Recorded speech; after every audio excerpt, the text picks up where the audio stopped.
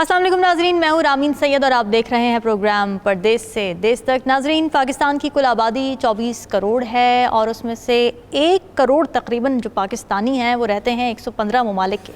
और इसका फ़ायदा क्या होता है? इसका फ़ायदा ये होता है कि जब डॉलर भेजे जाते हैं, तरसीलात ज़र जब भेजी जाती हैं पाकिस्तान में, तो वो किसी शराइत पर मबनी नहीं होती, बल्कि वो होती हैं सूद से पाक, वापसी करनी नहीं होती, कर्ज़ों की सूरत में वो आती नहीं है, जिसका फ़ायदा होता है। फ़ायदा क्या होता है पाकिस्तान को? फ़ायदा ये होता है कि बैरूनी अदायगियों के शोबे में अहम किरदार अदा किया जाता है उन पेमेंट्स के ज़रिए। उसके अलावा बैरूनी तजारत का जो खसारा है उसको भी कम करने में मदद मिलती है। अब तरसीलात ज़र पाकिस्तान की मईशत में कितना अहम किरदार अदा करते हैं, इसमें चैलेंजेस क्या क्या हैं और हुकूमत इसको मज़ीद कैसे फैसिलिटेट कर सकती है, इसी हवाले से बात करेंगे। हमें ज्वाइन कर रहे हैं ब्यूरो चीफ UK ग़ुलाम हुसैन आवान, आसिम यूसुफ हमारे साथ मौजूद होंगे, Shahid Hussain property developer London हैं वो भी हमारे साथ मौजूद होंगे, जबकि आशिर कुरैशी के Gwadar real estate developer London हैं हमारे साथ मौजूद है। आप सभी का बहुत शुक्रिया। ग़ुलाम हुसैन, बताइएगा तरसीलात ज़र स्पेशली अगर UK की बात की जाए, किस तरह के इस वक्त फिगर्स वहाँ से सामने आ रहे हैं और क्या चैलेंजेस है जो कि दरपेश हैं? बहुत शुक्रिया आपका। देखिए, मैं ये कहता हूँ कि जो भी हमारी हुकूमत आती है पाकिस्तान के अंदर, कोई भी सियासतदान होता है, ओवरसीज पाकिस्तानियों को बहुत ज़्यादा अप्रिशिएट भी करते हैं कि ये पाकिस्तान की जो मईशत है उसमें रीढ़ की हड्डी का किरदार अदा करते हैं। जैसा आपने अभी इंट्रो में फरमाया कि इनके चाहे अमेरिका हो, यूरोप हो, मिडल ईस्ट हो, हर जगह से जो पाकिस्तानी तरसीलात ज़र पाकिस्तान भेजते हैं, तो उससे जो है पाकिस्तान की मैं कहूँगा मईशत जो है वो उसके सहारे जो है वो खड़ी हुई है। और लेकिन जब इन्हें सहूलियात देने का जो है वो वक्त आता है, जब सहूलियात देने की बात आती है, तो ओवरसीज पाकिस्तानियों को इवन के बोर्ड के हक से भी महरूम कर दिया जाता है। फिर जो ड्यूल नेशनल है उनके बारे में कहा जाता है कि ये पाकिस्तान के अंदर इलेक्शन में नहीं लड़ सकते, कि पाकिस्तान के अंदर जो है वो किसी पब्लिक जो होता है उसको भी होल्ड नहीं कर सकते। और इसके अलावा ये बताऊं कि जो पिछली गवर्नमेंट थी उन्होंने तो और भी हद मुका दी कि उन्होंने जो ओवरसीज पाकिस्तानी के ऊपर एक मोबाइल टैक्स ही मुतारफ करा दिया, जिसको PTA टैक्स कहा जाता है। और जो भी पाकिस्तानी अपना मोबाइल फोन इस्तेमाल करे पाकिस्तान में जाकर, उसको भी ये जो है वो टैक्स देना पड़ेगा। तो जब आप समझते हैं कि ओवरसीज पाकिस्तानी इतना बड़ा किरदार अदा करते हैं आपकी मईशत के अंदर, तो आप उनको सहूलियात देने की बजाय जो पहले से मौजूद सहूलियात हैं उनको भी छीन रहे हैं। तो ये मेरे ख्याल से एक मैं कहूँगा कि किसी भी हुकूमत का ये एक कानूना जुर्म है। और कोई भी हुकूमत, अब ये निगरान हुकूमत आई है, तो हम इन्हीं से इत्तदा करते हैं कि ये कम अज़ कम जितना भी इनका टन्योर रह गया है उसके अंदर ओवरसीज पाकिस्तानियों को बाकायदा एक्नॉलेज करें। हमारे साथ ये आसिम यूसुफ साहब मौजूद है जो कि इंटरनेशनल जो बिजनेस कौंसिल है उसके जनरल सेक्रेटरी है।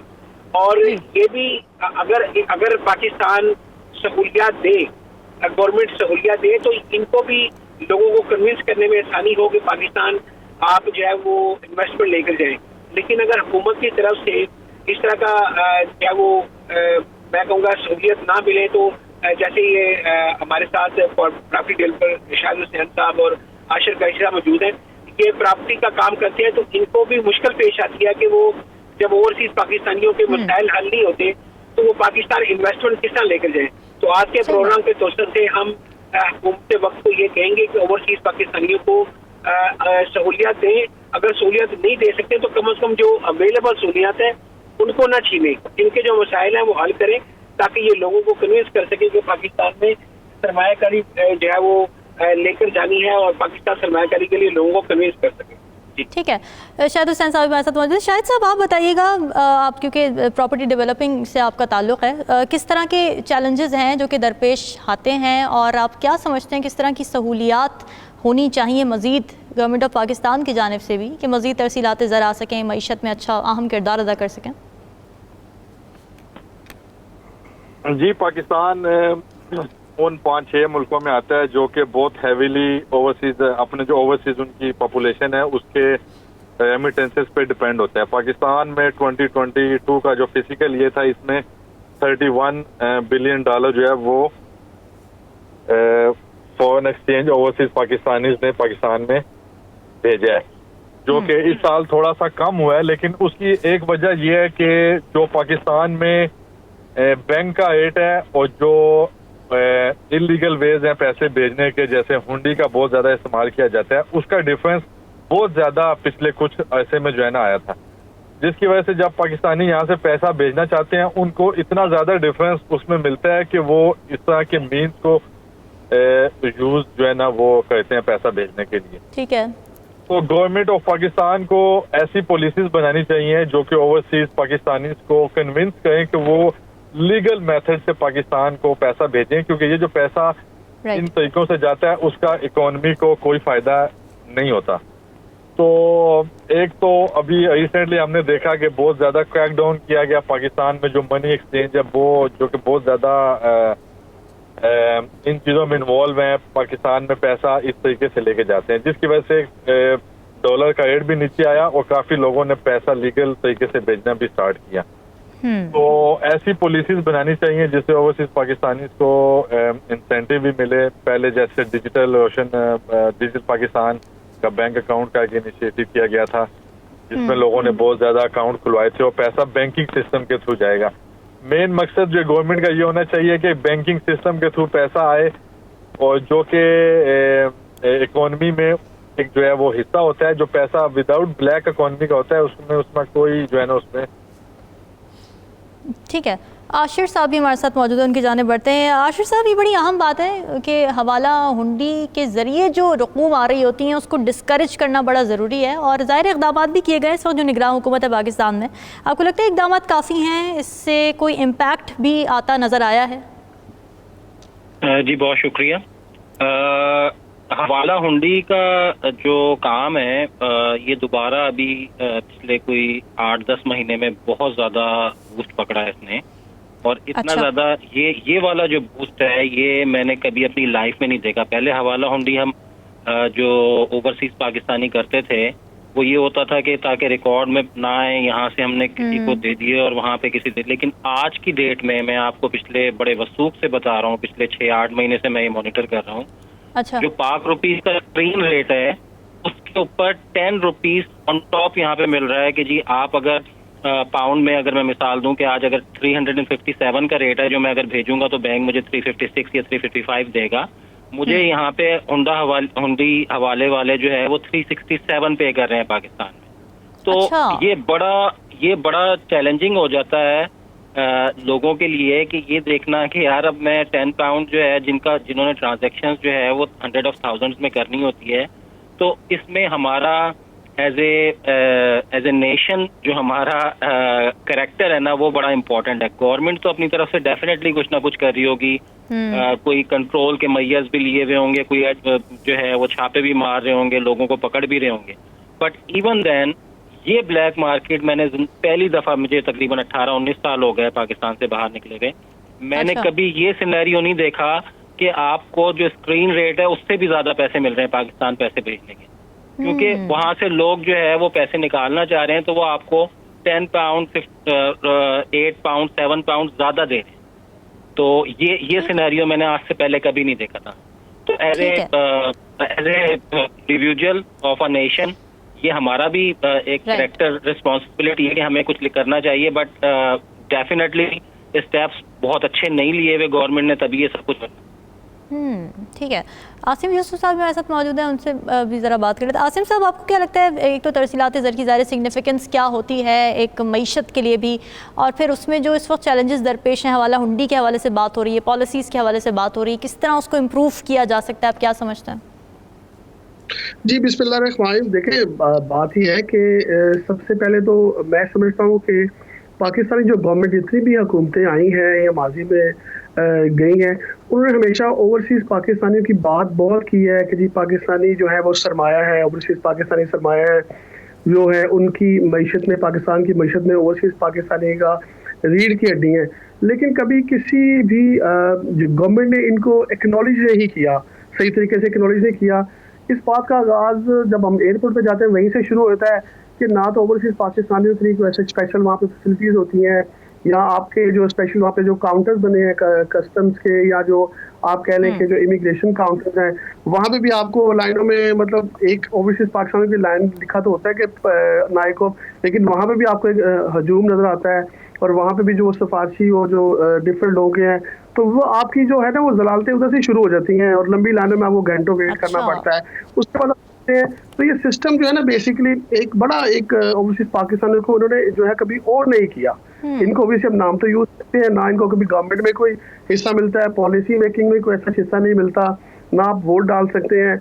और एक मैं समझता हूँ कि सबसे बड़ा जो इशू है वो है कि जो हमारी पॉलिसीज हैं उनमें कॉन्टिन्यूटी नहीं होती। जैसे फॉर एग्जाम्पल ये एक बहुत बड़ा इशू है कि जैसे जो माजी में हुकूमत थी, जैसे पीटीआई की हुकूमत थी, तो पीटीआई वालों ने एक रोशन डिजिटल अकाउंट को इंट्रोड्यूस कराया और उसमें बहुत सारा पैसा बाहर से आया भी। लेकिन अनफॉर्चुनेटली ये हुआ कि जैसे गवर्नमेंट गई पॉलिसी चेंज हो गई, आज उस पर पैसे लोगों ने निकाल लिए, बिल्कुल लोगों को एक ट्रस्ट नहीं है। फिर अपना घर स्कीम थी एक, जिसमें ओबियसली आप ओवरसीज पाकिस्तानी वहाँ पे घर बना सकते थे, गवर्नमेंट आपको लोन देती थी, आप पैसे पे करते थे। मतलब बहुत सारी अच्छी चीज़ें थी दो के उन्होंने की। और मैं समझता हूँ कि हर गवर्नमेंट ने, पीटीआई को नहीं, हर गवर्नमेंट ने कुछ ना कुछ अच्छा काम किया होता है और वो करते हैं। बट अनफॉर्चुनेटली क्या होता है कि हर आने वाली जो हुकूमत होती है उस चीज़ को ख़त्म करती है और नई पॉलिसीज को लेके आ जाती है, जिसकी वजह से हमारे जो बहुत सारे तरक्की के जो चीज़ें हैं वो रुक जाती हैं। तो ये भी एक वैसे तो बहुत बड़ा इशू है जो हम ओवरसीज पाकिस्तानी देखते हैं। तो जैसे गुलाम हुसैन अवान साहब ने मोबाइल फ़ोन का जिक्र किया, ये भी एक बहुत बड़ा इशू है कि हम लोग को इतना पैसा या इतना हम पाकिस्तानी इकोनॉमी में हमारा हाथ है, लेकिन हम एक मोबाइल फोन तो वहाँ लेके नहीं जा सकते। तो वो भी लेके जाएंगे तो आपको लाखों रुपए में टैक्स देना पड़ जाता वहाँ पे। ठीक है नाज़रीन, डिस्कशन का सिलसिला जारी है, वक्त पे एक ब्रेक का, स्टे विद अस।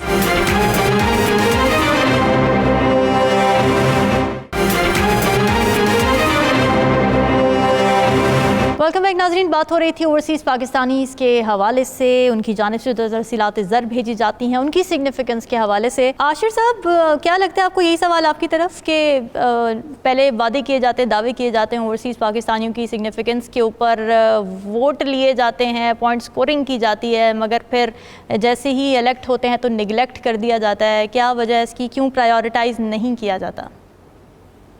जी बहुत शुक्रिया। अगेन जिस तरह अभी एक साथी ने बात की थी कि जो अच्छे इकदाम हों उनको कंटिन्यू करना चाहिए, उधर से ही मैं इस सवाल का जवाब दूंगा कि देखें, सबसे पहला राइट हमारा क्या था कि हमें वोटिंग राइट की बात की गई थी, जो कि पिछली हुकूमत ने कोई स्टेप्स लिए और हमें वोटिंग राइट की तरफ लेके गए।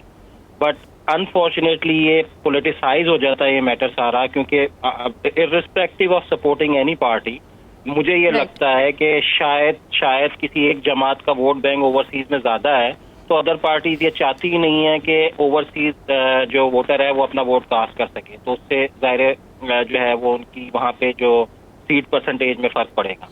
तो ये पॉलिटिकल गेम्स की गेम चल रही है वहाँ पे।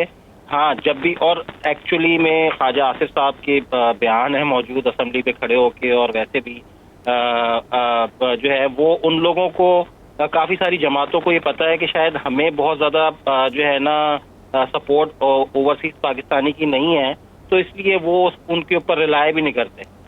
वो कहते तो हैं ज़ाहिर सारी बातें, लेकिन वो जितने बेनिफिट ओवरसीज पाकिस्तानियों से आने होते हैं वो लेते भी हैं, लेकिन वो कहते हैं कि नहीं, इनके ऊपर हमने रिलाय नहीं करना। तो नंबर एक बात। दूसरी बात ये कि हम जो ओवरसीज पाकिस्तानी हैं as a nation all together, Pakistan में भी और यहाँ पे भी, ये हम लोगों का भी एक थोड़ा सा इशू है कि हम बहुत ज्यादा जो है वो अंकल टॉम बनने की कोशिश करते हैं। जब हम जो है दुनिया के किसी और मुल्क में चले जाते हैं, हम डिफरेंट तरीके से डील करते हैं इन मुल्कों में रहते हुए, और जैसे ही हम लैंड करते हैं पाकिस्तान में तो हमारी टोन जरा डिफरेंट हो जाती है। अब मैं बिल्कुल एग्री करूंगा कि वहाँ के सिस्टम्स बिल्कुल भी सही नहीं है, बहुत सारी इम्प्रूवमेंट की गुंजाइश है। लेकिन अमेरिका चले जाएं आप, अमेरिका में जाके अगर आपको कोई किसी लाइन में खड़ा कर देगा और आपको ढेरों घंटों के लिए उस लाइन में खड़ा रखेगा तो हम नहीं बोलेंगे। इसी तरीके से सऊदी में चले जाएं अगर हम, और सऊदी में अगर वो हमें घंटों के लिए जो है किसी लाइन में खड़ा करेंगे तो हम नहीं बोलेंगे, हम चुप करके खड़े रहते हैं वहाँ पे। लेकिन पाकिस्तान जाके हमें ये प्रॉब्लम होती है। उसकी वजह, फ्रस्ट्रेशन की भी वजह है कि हम देख रहे होते हैं कि जिस साइड से जो है वो कोई VIPs और ये तमाम लोग जो है गुजर रहे होते हैं, तो हमें गुस्सा चलता है। तो लेकिन हमें भी थोड़ा सा पेशेंस की जरूरत है। लेकिन ओवरऑल मैं तो एक ही नतीजे पे पहुंचा हूँ पिछले काफी अरसे से कि एज ए नेशन हमें अपना करैक्टर बिल्ड करने की जरूरत है, चाहे वो ओवरसीज हों या लोकल पाकिस्तानीज हों। हमने अपने कैरेक्टर के अंदर बहुत सारी चेंजेस लेके आनी है आने वाली जनरेशन्स को दिखाने के लिए, ताकि वो कम से कम मॉरल ग्राउंड्स के ऊपर खड़ी हों। ये तमाम हुंडी और हवाले के मामला खत्म हो जाएंगे अगर हमारे कैरेक्टर्स अच्छे हैं। ठीक है। गुलाम हुसैन अमान, आप ज़ाहिर है वहाँ पे यूके में मौजूद होते हैं, फिर वहाँ से रिपोर्टिंग भी करते हैं। वहाँ पे लोगों का ओवरसीज़ पाकिस्तानीज़ का परसेप्शन है क्या वो ट्रस्ट करते हैं पाकिस्तानी गवर्नमेंट पर, पाकिस्तानी सिस्टम पर, और ट्रांजैक्शंस के हवाले से तरसीलात ज़र सही बैंकिंग सिस्टम के थ्रू भेजने में ट्रस्ट करते हैं वो? देखिए, पहले आज से चंद साल पहले चले जाए ना, तो उस वक्त काफ़ी ज़्यादा मैं कहूँगा कि 2 नंबर तरीके से पैसा जाता था पाकिस्तान में। लेकिन इसके अंदर पीपल्स पार्टी की गवर्नमेंट ने भी किरदार अदा किया, रहमान मलिक साहब ने भी कुछ चीज़ें चैनलाइज की और पैसे जो है वो बैंकों के जरिए जाना शुरू। फिर उसके बाद जो दूसरी government I, I think Noon league की गवर्नमेंट आई, उन्होंने भी इसको मजीद चैनलाइज किया। पीटीआई ने भी किया, पीटीआई ने बल्कि बहुत अच्छा काम किया कि इन्होंने ये जो रोशन डिजिटल अकाउंट बनाए, उससे बहुत फायदा हुआ पाकिस्तान को, क्योंकि वो भी एक बड़ा अच्छा चैनल बन गया पाकिस्तान भेजने का। अभी वो चल रहे हैं, लेकिन आजकल उसके अंदर शायद कहा जा रहा है कि ज्यादा पैसे उसके जरिए भेजने की जरूरत है।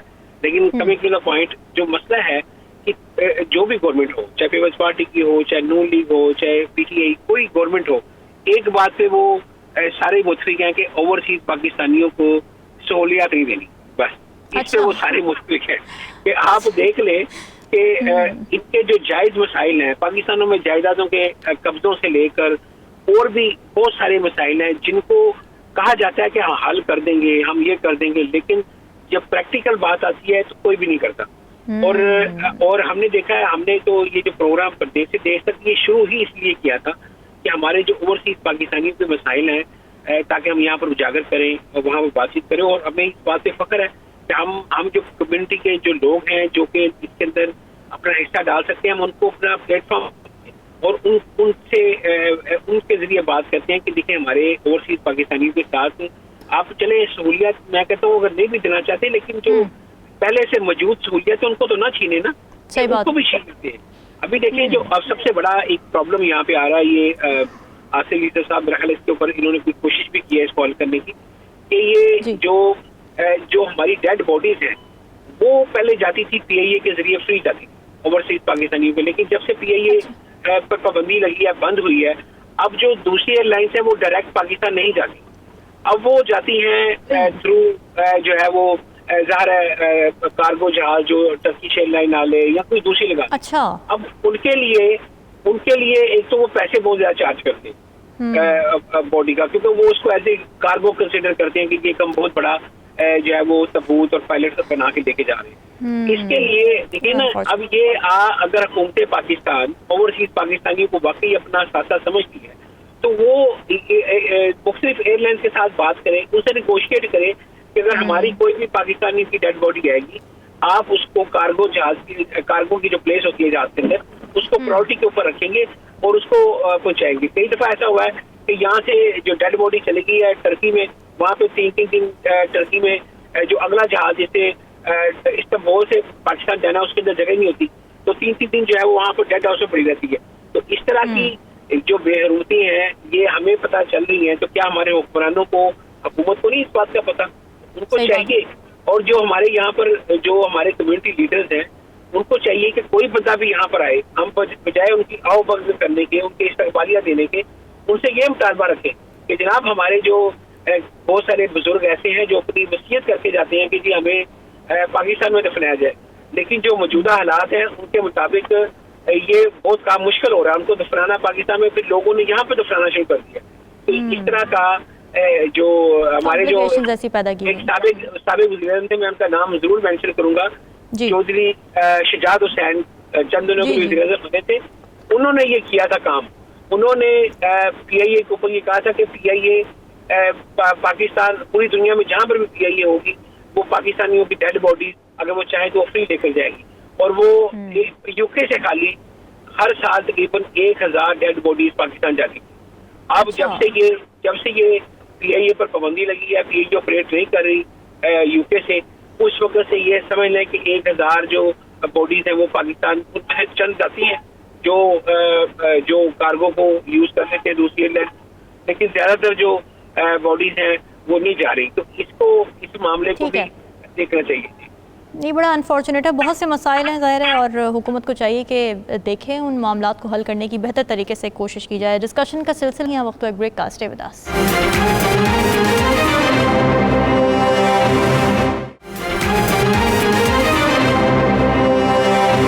वेलकम बैक नाज़रीन। बात हो रही थी ओवरसीज़ पाकिस्तानियों के मसाइल के हवाले से, कैसे दावे वादे किए जाते हैं, प्रोमिसेस होते हैं मुख्तलिफ पोलिटिकल पार्टीज़ की जानिब से, मगर इक़्तिदार में जब आती हैं तो किस तरह से उनको इग्नोर किया जाता है, प्रायोरिटाइज़ नहीं किया जाता, उनके मसाइल बढ़ते चले जाते हैं और उसका किसी न किसी तरीके से इम्पैक्ट मईशत पर भी पड़ता है पाकिस्तान की।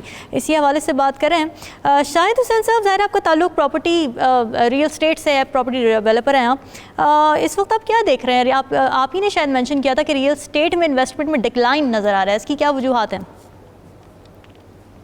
जी, पिछले साल की निस्बत तो बहुत ज्यादा डिक्लाइन है, लेकिन अनफॉर्चुनेटली एज अ नेशन हम लोग इतनी ज्यादा पोलराइजेशन बढ़ गई है, ओवरसीज भी इससे नहीं बच पाए कि अगर किसी ने पाकिस्तान में इन्वेस्ट करना है तो वो भी देखते हैं कि ये प्रोजेक्ट किस पार्टी का है, whether he belongs to some specific political party, तो वो उसमें इन्वेस्ट नहीं करते अगर उनका उससे ताल्लुक नहीं है। तो ये पोलराइजेशन इतनी ज्यादा बढ़ गई है कि ओवरसीज पाकिस्तानीज का ट्रस्ट जो है डेफिसिट इस टाइम बहुत ज्यादा है। अब तो बल्कि रिसेंटली जो वाकयात पाकिस्तान में हुए हैं, तो अब तो पाकिस्तानी ओवरसीज ये क्वेश्चन पूछते हैं कि is there any government in Pakistan में गवर्नमेंट होती किसकी है, किसी पॉलिटिकल पार्टी की गवर्नमेंट होती भी है या नहीं होती, क्योंकि फैसले खास पार्लियामेंट में नहीं हो होते, चीजें एकदम आपको मतलब की जो सिचुएशन है पिछले एक साल में जो पाकिस्तान में हुआ है, तो जिन लोगों ने ह्यूज इन्वेस्टमेंट पाकिस्तान में की थी और हमने उनको हेल्प आउट किया था पाकिस्तान में इन्वेस्टमेंट के लिए, इवन दो पीकेआर में वो लोग प्रॉफिट में है, लेकिन जब उस पैसे के वो यूके पाउंड्स में कन्वर्ट करते हैं तो they actually lost the money because of the devaluation of the currency. तो उनका obviously why would they invest in Pakistan. अभी मैं दुबई में भी बात हो रही थी, वहाँ पे जो लैंड रजिस्ट्री डिपार्टमेंट है दुबई में, यूके के बाद पाकिस्तानी सेकंड नंबर्स पे आते हैं जिन्होंने दुबई में हैवी इन्वेस्टमेंट की है। अच्छा, तो उसकी यही वजह है कि ट्रस्ट का इशू है, पॉलिसी में कंसिस्टेंसी नहीं है, गवर्नमेंट जो है वो बहुत जल्दी बदल जाती है, इसको जो है वो obviously overseas Pakistani always they want to invest in Pakistan. Real estate का बहुत बड़ा सेक्टर है, मैं खुद इसका विटनेस हूँ। पिछले 2 सालों में हमने कितनी ज्यादा इन्वेस्टमेंट जो पाकिस्तान की लोगों को हेल्प की उसके लिए, लेकिन उसके नतीजे में उन्हें मिलता क्या है, जो ऐसे ओवरसीज पाकिस्तानियों के साथ सलूक किया जाता है और जो करेंसी का हाल हुआ है पिछले 1 साल में, why N overseas Pakistani will invest in Pakistan. Obviously government को जो है एक तो ये है कि अपनी पॉलिसीज में कंसिस्टेंसी लानी चाहिए, दूसरा कौम को एजुकेट करना चाहिए। आपने ओबियसली इसमें बैलेंस होना चाहिए, जैसे ये करेंसी वाला जो मसला है, एक तरफ आपने लोगों को एजुकेट करना है कि आपने पाकिस्तान में जो आप पैसा 2, 3 या 4 रुपए के फायदे के लिए आप जो मुल्क को नुकसान होता है वो क्या नुकसान होता है, लोगों को पता ही नहीं होता इस चीज का। सही बात और सेकंड, आपने एक क्रैक डाउन भी करना है जो पाकिस्तान में करेंसी एक्सचेंज वाले हैं जिन्होंने अपना एक पूरा नेटवर्क दुनिया में फैलाया हुआ है हुंडी का, और वो इतना ज्यादा बेनिफिट देते हैं, उस पे वहाँ की जो एजेंसीज हैं, जो लॉ इन्फोर्समेंट एजेंसीज हैं, उन पर क्रैक डाउन करने। तो ये एक इज्तिमाई कोशिश है जिसके बाद ये ओवरसीज पाकिस्तानियों का जो एतमाद है वो फुल बहाल होगा, but they are always willing to invest in Pakistan, they just waiting for the right government and the consistency.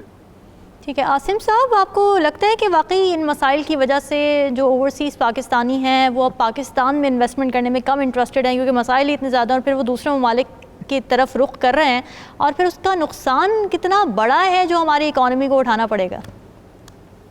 देखिए, बिल्कुल आपने सही कहा। इस वक्त जो है ओवरसीज पाकिस्तानियों का, देखिए पिछली गवर्नमेंट्स में जो हमारे रियल स्टेट में बेनिफिट थे, जैसे कि आपको पता है पीटीआई की गवर्नमेंट ने कुछ रियल स्टेट में बेनिफिट लोगों को दिए थे, जिसपे एक ह्यूज इन्वेस्टमेंट जो है पाकिस्तान में गई थी और बहुत सारे लोगों ने वहाँ पे इन्वेस्ट किया, घर भी बनाए, और इसी की कंटिन्यूटी में वहाँ बैंक्स को एक्स्ट्रा पैसा दिया गया कि आप लोगों को दें, और तो मतलब एक पैसे की सर्कुलेशन बढ़ी थी। अब जैसे ही वो सिस्टम खत्म हुआ, अब वो तमाम चीजें हैं, बल्कि अब तो प्रॉपर्टी के अंदर जो है बाइंग और सेलिंग दोनों पे गवर्नमेंट ने टैक्स लगा दिया। अगर आप बाइंग करते हैं तब भी टैक्स है, और आप सेल करने वाले को तो दोनों बंदों को टैक्स देना पड़ता है। अच्छा। तो देखिए, कहने का तो गवर्नमेंट अपनी जो नेग्लिजेंसीज है उससे पैसा नहीं बना सकती, बल्कि लोगों को जबरदस्ती उनको इस तरह के चक्करों में फंसा के पैसा बनाने की कोशिश की जाती है, जिसकी वजह से लोगों का रुझान कम हुआ है, तो बजाय ये टैक्स लगा गवर्नमेंट को फायदा होगा, उससे डेफिनेटली इससे गवर्नमेंट को नुकसान हुआ है, आपके रेवेन्यूज में कमी आई है। जैसा मैं आपको एक मिसाल दूं, इंपोर्ट में एक बहुत बड़ी कमी की गई कि जी पाकिस्तान के पास पैसे नहीं है इंपोर्ट के बिल अदा करने के, लेकिन उसके बदले में जब आप इंपोर्ट करते थे तो 200-300% जो ड्यूटीज आपको मिलती थी पाकिस्तान के अंदर, अब आपको वो नहीं मिलती। जैसे आप गाड़ियों की इंपोर्ट थी, या आपकी जो जिनको आप सो कॉल्ड लग्जरी आइटम्स कहते हैं, जो कि अब लग्जरी तो नहीं है, पाकिस्तान में हर बंदा चाहता है कि बाहर की चीज इस्तेमाल की जाए, तो आपकी लोग मार्केट में बड़े इजीली अवेलेबल है ये चीजें, तो आपने उनके ऊपर ह्यूज ड्यूटीज लगा दी पहले तो, और वो अच्छा खासा आपको एक रेवेन्यू जनरेशन होती थी वहां से। फिर उसको आपने इंपोर्ट बंद कर दी कि जी पैसे नहीं है, लेकिन अगर आप देखें आप चीज पे किसी तो 200% आप टैक्स ले रहे हैं, तो आप एक्चुअली में आपको 100% एक्स्ट्रा वापस मिल रहा है। अगर आपको पैसा आज जा रहा है 100%, तो वापस भी आ रहा है उसको। तो वो चीजें बेसिकली आपने बंद की कि जी गवर्नमेंट को जो है पैसा नहीं है, लेकिन उससे आपकी ड्यूटीज बंद हो गई। उसमें नुकसान क्या हुआ गवर्नमेंट ऑफ पाकिस्तान को कि ड्यूटी तो जब बंद हुई, आपने स्मगलिंग का रास्ता खोला, जिससे बेसिकली वो चीजें अभी मार्केट में मिल रही हैं। आपने चॉकलेट्स पे बैन किया, चॉकलेट्स आपको पाकिस्तान मिल रही हैं। आपने और डिफरेंट चीजों को जिनको आप लग्जरी आइटम्स कहते हैं आपने बैन किया, लेकिन वो तमाम चीजें इजीली अवेलेबल है मार्केट में। लेकिन आपने इनकरेज किया कि लोग वो थ्रू स्मगलिंग के, थ्रू अफगान बॉर्डर के या दूसरा बॉर्डर से लेके, उसमें ड्यूटी की मद में गवर्नमेंट ऑफ पाकिस्तान को उसमें जीरो रेवेन्यू कलेक्शन हो रही है, लेकिन वो तमाम चीजें पाकिस्तान में आ रही हैं। तो मैं समझता हूँ कि देखिए, अगर आपकी बाजू में दर्द है तो उस दर्द का इलाज करना जरूरी होता है, ना कि आप बाजू काट के फेंक देंगे जी अब ना बाजू रहेगी ना दर्द होगा इसके अंदर। तो मैं समझता हूँ कि इन चीजों का हल तलाश करके गवर्नमेंट की पॉलिसीज बनाई जाए, और उन पॉलिसीज के अंदर जो है वो एक टाइम हो। देखिए, इशू पाकिस्तान में ये होता है कि पाकिस्तान में कोई भी गवर्नमेंट आती है वो अपनी पॉलिसीज लेके आती है उन चीजों को देखे, और अपने सिस्टम को इतना ज्यादा पॉलिटिसाइज कर दिया पाकिस्तान के अंदर कि हर चीज में अब लोग देखते हैं कौन सी पार्टी है, कौन सा बंदा है, कौन से पीछे कौन सी पार्टी, और ये इतना ज्यादा पॉलिटिसाइज हो गया कि लोग इन्वेस्टमेंट पार्टी देख के करते हैं कि जब नून लीग की गवर्नमेंट है तो नून लीग वाले सारा पैसा लेके आ जाएंगे, जनाब ठीक है हमारी गवर्नमेंट आ रही है तो अब आप सारा पैसा इन्वेस्ट करें। और जैसे पीटीआई वाले आए या पीपल्स पार्टी वाले आए, तो इस सिस्टम को पॉलिटिसाइज नहीं होना चाहिए। देखिए, बाहर की दुनिया में कोई गवर्नमेंट है, टोरी गवर्नमेंट है या लेबर गवर्नमेंट है, सिस्टम इदारे अपने सिस्टम के साथ चलते हैं। पाकिस्तान में जिसकी गवर्नमेंट है उसी के इदारे हैं, उसी का सिस्टम है, और जैसी गवर्नमेंट बदली, और अनफॉर्चुनेटली हमारा सिस्टम और जो हमारे इदारे हैं, जो गवर्नमेंट्स हैं, वो भी अपने टाइम पूरे नहीं कर पाती, बहुत सारे मसाइल हैं। तो मैं समझता हूँ एक सिस्टम को रीशफल करके इस चीज़ों को ठीक करना पड़ेगा, और अगर हम पाकिस्तान को चाहते हैं किसी जगह लगे तो हमें एक सिस्टम को कहीं से इसमें शुरू करना है और उसके अंदर एक कॉन्टिन्यूटी आनी है, ताकि कहीं ना कहीं पहुँच जाएंगे। जो हम नहीं पहुँच पा रहे उसकी वजह यही है कि हम आधे रास्ते में जाते हैं, फिर हम बोलते हैं राइट को मुड़ जाए, फिर आधे रास्ते आते हैं आप लेफ्ट को मुड़ जाए, आप पीछे को आ जाए, तो आप किसी जगह पहुँच नहीं पा रहे। तो ये चीज़ें जो है बिल्कुल मुल्क की इकॉनमी को बहुत ज़्यादा नुकसान पहुंचा रही है, और लोगों का ट्रस्ट जो है बेसिकली पाकिस्तान में इन्वेस्टमेंट में ख़त्म हो रहा है। और एक ह्यूज इन्वेस्टमेंट इस वक्त दुबई में की जा रही है रियल एस्टेट के अंदर, और आपकी पाकिस्तानियों का जो पैसा है, स्पेशली जो भी पिछले साल 1.5 या 2 साल निकले, बहुत ज़्यादा आपकी जो ह्यूज अमाउंट है वो दुबई में गई है, आपकी ह्यूज अमाउंट जो यूके के अंदर आई है थ्रू ऑब्वियसली हुंडीज, हवाले, तो जिस तरह से भी गई हैं।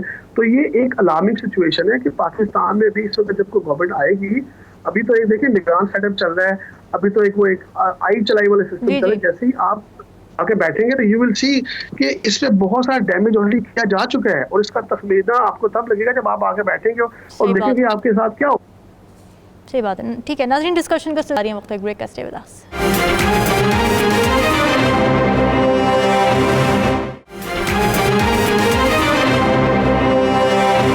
वेलकम बैक नाज़रीन। बात हो रही थी ओवरसीज़ पाकिस्तानियों के मसाइल के हवाले से, और कैसे जो इनकंसिस्टेंट पॉलिसीज़ हैं वो डैमेज करती हैं ओवरसीज़ पाकिस्तानियों के ट्रस्ट को, जिसका नतीजा ये होता है कि सरमायाकारी इन्वेस्टमेंट पाकिस्तान में आना कम हो जाती है।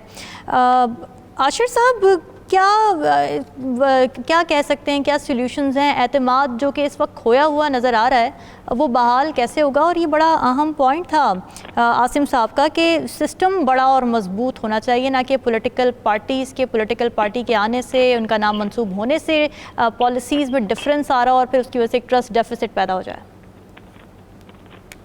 जी बिल्कुल करूँगा कि सिस्टम जो है वो होना चाहिए, ना कि पॉलिटिकल पार्टी की पॉलिसीज होनी चाहिए। सिस्टम कंट्री का होना चाहिए, और हम ओवरसीज पाकिस्तानीज जो हैं वो एक्चुअली में वैसे ही बहुत ज़्यादा ट्रस्ट करते हैं, क्योंकि हमारी टाइप खासतौर पे फर्स्ट जनरेशन जो है हम लोगों की तो आधी जिंदगी पाकिस्तान के बारे में सोच के ही गुजरती है कि हम वहाँ पे ये कर लें, हम वहाँ पे वो कर लें। तो हमें थोड़ा सा भी कोई पॉजिटिव साइन नजर आते हैं तो हम फौरी तौर पे ट्रस्ट हमारा बहाल हो जाता है।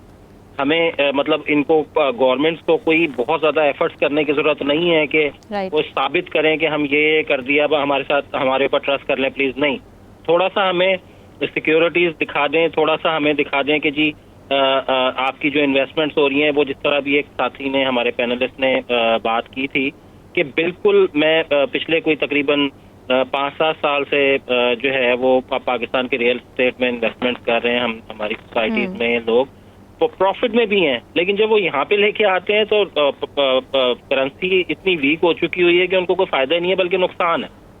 तो ये तमाम मामलात, और फिर घूम फिर के वहीं पे हम IMF पे जाके खड़े हो जाते हैं, और IMF जब तक बिल नहीं अप्रूव हो रहा होता उस वक्त तक करेंसी जो है ऊपर नीचे हो रही होती है।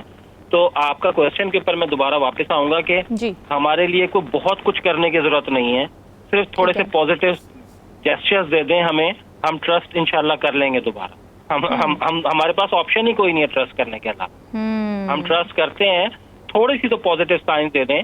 गुलाम हुसैन साहब ने भी अभी बात की थी, जिस तरह सारे पैनलिस्ट वही सेम बात कर रहे हैं। एक मोबाइल तक तो हम ले जा नहीं सकते वहाँ पे ले जाके उसके ऊपर टैक्स। अगर वो एवरी टाइम मैं एवरी 3 मंथ्स बाद जाता हूँ तो मैं दूसरा मोबाइल लेके जाता हूँ, क्योंकि वहाँ पे उसमें चलना नहीं होता। हाँ, सही बात है। तो ये थोड़ा सा तो कुछ जेस्चर दिखाएं जिसकी वजह से हमारे पास कोई ऑप्शन ही नहीं है ट्रस्ट करने की भी। इन्वेस्टमेंट्स बेशुमार करने के लिए तैयार हैं ओवरसीज पाकिस्तानी। हमेशा जो फर्स्ट जनरेशन है वो चाहती है कि, और अभी आपने देखा होगा कि फर्स्ट जनरेशन भी कभी खत्म नहीं होगी, क्योंकि अभी पिछले कोई 2 साल में hundreds and thousands of people वहां से निकले हैं। तो अगेन वो फर्स्ट जनरेशन हो गई ओवरसीज में जाके। तो वो लोग अभी तक अगले 10 साल 15 साल तक वो कमिटेड रहेंगे पाकिस्तान के साथ कि यार पाकिस्तान में ही करना है जो कुछ करना है, हमने हमारा घर भी हमने वहीं बनाना है, वापस वहीं पे जाएंगे। ये हमारी थॉट्स प्रोसेस है हमेशा से। तो सिर्फ थोड़े से पॉजिटिव जो है ना हमें एटीट्यूड दिखा दें, irrespective of any government, any political party. हमें कोई स्ट्रॉन्ग सिस्टम दिखा दें कि जी ये चीजें जो है ना कोई भी पॉलिटिकल पार्टी आएगी उससे चेंज नहीं होंगी। तो that's it, we are here to trust. ठीक है गुलाम हुसैन, ज़ाहिर है जब भी बात की जाती है, जब भी हम ये बात करते हैं कि जी बाहर से इन्वेस्टमेंट मुल्क के अंदर आए, तो सवाल यही उठता है कि जी क्या इंटरनल मामलात ऐसे हैं, इंटरनली क्या माहौल साजगार है कि वो इन्वेस्टमेंट को सपोर्ट भी कर सके। क्या देखते हैं वहाँ पर जो ओवरसीज़ पाकिस्तानी हैं, UK की अगर बात की जाए, किस तरह का माहौल वो देखना चाहते हैं जो कि उनको कन्विंस करेगा, कैसी पॉलिसीज़ बनाने की ज़रूरत है, फिर हाई कमीशन क्या किरदार अदा कर सकता है इस मामले में? देखिए, जो पाकिस्तान के मिशन है अब्रोड में, उनको मैं कहूँगा फैसिलिटेट करना चाहिए। उनको गाहे जो है वो इस तरह की सेमिनार प्रोग्राम करने चाहिए जिसके अंदर लोगों को करेजमेंट मिले। और प्रॉपर्टी के हवाले से देखिए बहुत सारी माजी के अंदर ऐसे सोसाइटियाँ मैं कहूँगा कि 2 नंबर फ्रॉड करके यहाँ पर गए, और उससे जो है वो कई और उसी पाकिस्तानी का एतमाद को काफ़ी ठेस पहुँची है। अब हम ये कहते हैं कि जो इस वक्त जो भी प्रॉपर्टी वाला आए उसका बिजनेस होना चाहिए कि हम उसको चेक कर सकें कि उसके क्या तमाम NOC हैं, जो अप्रूवल हैं, वो सारी मौजूद है। और उससे जो है वो लोगों को मैं कहूँगा एक आप कहने के जज्बा भी मिलेगा, और उनका ऐसा हाल होगा जो जिस जगह पे जहाँ इन्वेस्टमेंट कर रहे हैं उसके ऊपर गवर्नमेंट ऑफ पाकिस्तान की मौज है वो सब। तो गवर्नमेंट पाकिस्तान ने उसको अप्रूव किया। इस तरह का कुछ मैकेनिज्म हो और फिर लोगों का ट्रस्ट जो है वो बढ़ा मिलेगा, और ट्रस्ट हाल होगा तो पाकिस्तान में सरमायाकारी मज़ीद बढ़ेगी, और जो है वो पाकिस्तान की तरक्की के अंदर लोग जो है वो किरदार अदा करेंगे। मैं ये कहता हूँ, हमेशा कहता हूँ कि हमें पाकिस्तान की मदद नहीं करनी चाहिए बल्कि पाकिस्तान की खिदमत करनी चाहिए। खिदमत उसी सूरत में हो सकती है कि जब हमारा जो ट्रस्ट है वो बहाल होगा। ठीक है शाहिद साहब, आपको क्या लगता है किस किस्म के कॉन्फिडेंस बिल्डिंग मेजर्स लिए जा सकते हैं गवर्नमेंट ऑफ पाकिस्तान की जानिब से टू इनकरेज फॉरेन इन्वेस्टमेंट? देखें, यहाँ पे जैसे UK में है, हम लोग यहाँ UK में भी डील करते हैं, लोग यूके में क्यों इन्वेस्ट करना चाहते हैं? यूके एक ऐसा कंट्री है जहाँ पे दुनिया के हर बंदे ने इन्वेस्ट किया हुआ है, चाहे वह सऊदी है, पाकिस्तानी है, इंडियन है। इसकी क्या वजह है? हालांकि यहाँ भी पॉलिटिकल अप्स एंड डाउन्स आते हैं, आजकल भी यहाँ की कोई सियासी सूरत इतनी अच्छी नहीं है, लेकिन क्या है कि यहाँ के जो इंस्टीट्यूशन है वो इंडिपेंडेंट है, जो उनका जस्टिस सिस्टम है वो बिल्कुल इंडिपेंडेंट है, और यहाँ पे किसी को अपनी इन्वेस्टमेंट का ये नहीं है कि गवर्नमेंट, उनकी गवर्नमेंट आने से मेरी इन्वेस्टमेंट को कुछ हो जाएगा या उस गवर्नमेंट आने से हो जाएगा। तो पाकिस्तान को तो मेरा ख्याल है अभी इसके साथ कंपेयर करना एक जो है वो नामुमकिन सी बात है, क्योंकि हम लोग बहुत पिछले एक साल में हम लोग आगे जाने की बजाय पीछे चले गए हैं। ठीक है, अभी तो ओवरसीज पाकिस्तानी, अभी आप देखेंगे इलेक्शन होने वाले हैं, लेकिन यहाँ पे लोग 100% उनको पता है कि किसकी गवर्नमेंट आनी है। ये मतलब कि किस किस्म का निजाम है कि अभी इलेक्शन होने से 6 महीने पहले हर बंदे को पता है किसकी गवर्नमेंट आनी है। इसका क्या मतलब है कि मतलब कौन इस निजाम को चलाता है, ये इंस्टीट्यूशंस किसके अंडर हैं, ये ऐसे फैक्टर्स हैं कि जिसकी वजह से लोगों का कॉन्फिडेंस बिल्कुल लो हो जाता है। और ये पिछले एक साल में इन्वेस्टमेंट इतनी ज्यादा कम हुई है कि मैं ओबियसली बड़ा क्लोजली हम लोग वॉच कर रहे होते हैं यूके में इन्वेस्टमेंट को, दुबई में इन्वेस्टमेंट को, पाकिस्तान में। तो लोग चाहते हैं कि इंस्टीट्यूशन, जस्टिस सिस्टम हो, कोई उनको प्रॉब्लम हो जाता है वहाँ पे उनको इंसाफ मिले, उनकी इन्वेस्टमेंट सेफ हो। वो किसी पॉलिटिकल पार्टी से उसका ताल्लुक नहीं है कि ये प्रोजेक्ट इस बंदे का, उसकी गवर्नमेंट चलेगी, प्रोजेक्ट खत्म हो गया, वाइंड अप हो गया, आपकी इन्वेस्टमेंट डूब गई। तो बेसिक जो पाकिस्तान की जो बेसिक चीजें हैं कि जो उनके इंस्टीट्यूशन उनको इंडिपेंडेंट होना चाहिए, इलेक्शंस के जो गवर्नमेंट आए उसके पास मैंडेट हो, लॉन्ग टर्म पॉलिसीज हो, और बाकी जो फैक्टर्स हैं पाकिस्तान में उनकी इन्वॉल्वमेंट कम हो। ये एक डिफरेंट टॉपिक है चले, लेकिन ये सब ऐसी चीजें हैं कि जिनका अल्टीमेटली ताल्लुक आपकी इकोनॉमी पे आता है, जो कि आया है। ठीक है आशिर साहब, ज़ाहिर आप क्योंकि Gwadar real estate developer London को रिप्रेजेंट कर रहे हैं, तो क्या ओवरसीज पाकिस्तानी सोच रहे हैं गवादर में सरमायाकारी के हवाले से, क्या आपको वहाँ से वाइब आती है? देखिए, मैंने कहा कि देखिए पाकिस्तानी जो है वो हमेशा से पाकिस्तान में इन्वेस्ट करने के लिए तैयार होते हैं। जब भी पाकिस्तान में मुश्किल आया है, चाहे वो अर्थक्वेक हो या कोई सैलाब हो, इस पाकिस्तान ने हमेशा पाकिस्तान जो है वो हेल्प भी की है, उसने मदद भी की है। और अगर किसी गवर्नमेंट ने इन्वेस्टमेंट के लिए कहा, इन्वेस्टमेंट अपॉर्चुनिटी है, जैसे फॉर एग्जांपल लास्ट गवर्नमेंट ने रियल एस्टेट के अंदर अपॉर्चुनिटी दी तो बहुत सारा पैसा, तो पाकिस्तान में लोग इन्वेस्ट करने के लिए तैयार है। और आप यकीन माने कि अगर हम ओवरसीज पाकिस्तानियों को ही जो है ना वो सहूलियत दे, तो हमें किसी के पास जाने की जरूरत नहीं पड़ेगी। अगर आप इनको वहाँ पे फैसिलिटी दे दें और उनको श्योरिटी दे दें कि यार हमारी जो पॉलिसीज है उनमें कॉन्टिन्यूटी आएगी, जो हमारी सिस्टम ऑफ पोलिटिसाइज नहीं होगा। देखिए, अगर आपका सिस्टम है, आपको पता है कि आज इसकी हुकूमत है तो इसका सिस्टम चलेगा, कल उसकी आएगी तो उसका चलेगा। अनफॉर्चुनेटली हमारी जो पॉलिटिकल पार्टीज हैं, जो पॉलिटिकल सिस्टम है, वो भी इतना ज्यादा जो है वो देखपा नहीं है कि लोग उस पर भी इतबार कर सके। कि जो आप सोचे कि जैसे इंडिया में अगर नरेंद्र मोदी की हुकूमत 10 साल से, तो उनको 10 साल यही बनता है, कोई चेंज नहीं हो रहा। तो एक जब तक आपकी पॉलिसीज और आपकी पॉलिटिकल जो है उस पर एक लाइफ नहीं होगी, आपकी पॉलिटिकल पार्टी से लाइफ नहीं होगी, तो आपका एतमाद ऑटोमेटिकली बाहर नहीं होगा। अगर आपने इसको अगर सबसे पहले इस सिस्टम को डिप्रोटेसाइज करें कि चाहे कोई भी गवर्नमेंट है, अगर आपकी इन्वेस्टमेंट में जाएगी तो वो आपका सिर्फ board of investment, for example एक बोर्ड ऑफ इन्वेस्टमेंट बनाया है, तो बोर्ड ऑफ इन्वेस्टमेंट का काम है इसको इन्वेस्टमेंट को लेके आओ, फैक्ट किसकी भी गवर्नमेंट है, तो वो जो बोर्ड है अपना काम करेगा। ऐसे जो पुलिस का इदारा है, चाहे किसी की गवर्नमेंट भी होगी, वहाँ पे आप अपनी कंप्लेन लेके जाएंगे तो वो आपकी बात सुनेगा। तो और दूसरी चीज मैं समझता हूँ ईज ऑफ डूइंग बिजनेस। अगर आप वहाँ पे कोई बिजनेस करना चाहते हैं तो ईज ऑफ डूइंग बिजनेस, जैसे आप इस वक्त देखें मुत्तहदा अरब अमारात में के अंदर इतना ज्यादा सिस्टम को इम्प्रूव कर दिया कि आपको इतने वेरी इजी टू बिजनेस।